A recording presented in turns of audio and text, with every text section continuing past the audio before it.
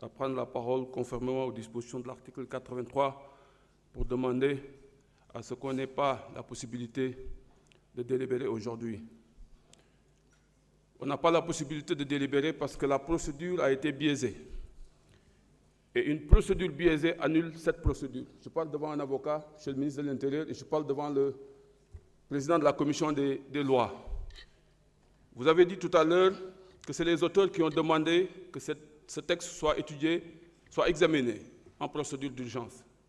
Monsieur le président de la commission a dit, lors de la réunion de commission, que 17 de nos collègues ont déposé pour que la procédure soit examinée en urgence.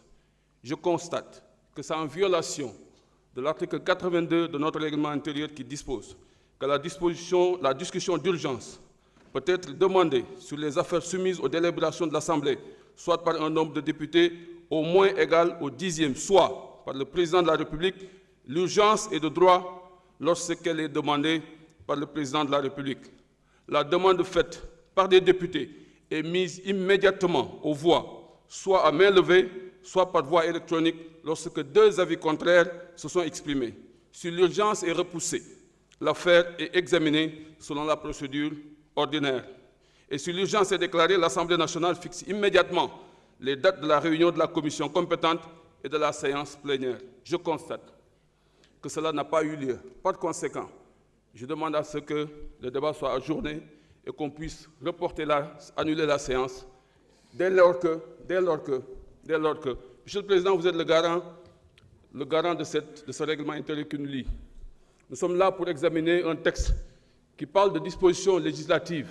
Par conséquent, dama jàpp ne waruñu mën a examiner tey texte bi te suñu borom jàpp naa ne dafa bëgg Sénégal lii ñuy examiner nii jàpp nañ ni diviser na Sénégalais yi Sénégalais ànduñu ci ñoom ñëpp surtout classe politique bi ñii ànd nañ ci ñii ànduñu ci te jàpp naa ne matière électorale lu ñu war a waxtaane la wax naa ko en commission j'ai demandé même l'avis du président de la République pour xam lan la xalaat ci lii parce que dama bokkoon ci dialogue bi bokkoon ci ñu ko jox rapport bi déglu ko mu wax ma déglu démb mu génne ñu 4 projets de texte 4 avant-projets yu jël en compte notre code électoral jàpp naa ni waruñu permettre loolu pour muy am donc par conséquent lii suñu borom moo ko dugal lii yàlla moo ñu bëgg a dimbali rek pour que ñu reporter séance bi en toute légalité du gàcc ci kenn ñu dem dellu waxtaan ñëwaat pour indiwaat texte bi suñu deful loolu on aura violé notre règlement intérieur et monsieur le président de l'Assemblée nationale je ne pense pas que vous devez constater qu'on viole notre règlement intérieur. Je vous remercie. Merci. Bon, honorable, le règlement intérieur n'a pas été violé. Nous avons reçu l'avis du président, bien clair. Voici la liste et la note des 17 députés qui ont demandé. Avant de venir prendre la parole, il fallait d'abord avoir 2 avis contraires, ce qui n'a pas été le cas. Donc, je pense que, oui.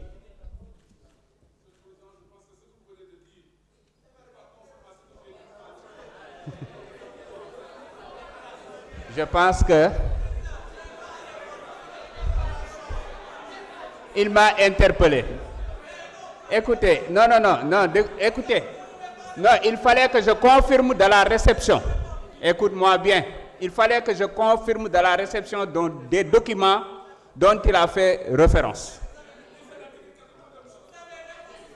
J'ai dit.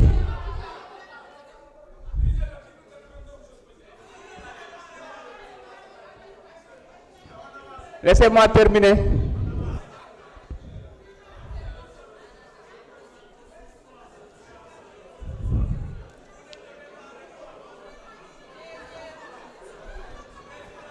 Monsieur le Président de la Commission, vous avez la parole.